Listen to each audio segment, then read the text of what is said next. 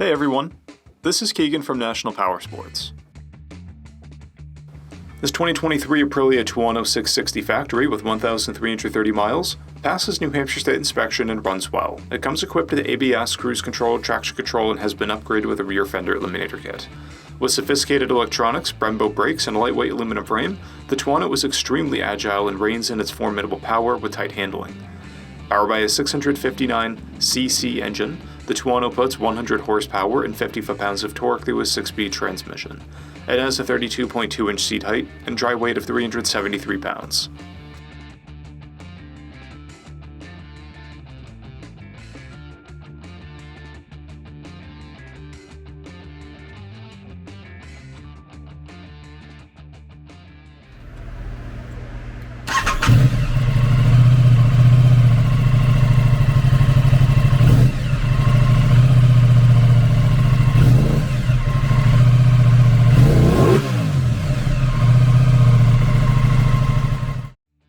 To see everything we know about this vehicle, including full mechanical and cosmetic condition reports, the service repair order, high-resolution photos, and more, please visit the listing on our website. We have also purchased the CycleCheck's Vehicle History Report. You can view this report by clicking the link on the right side of the video.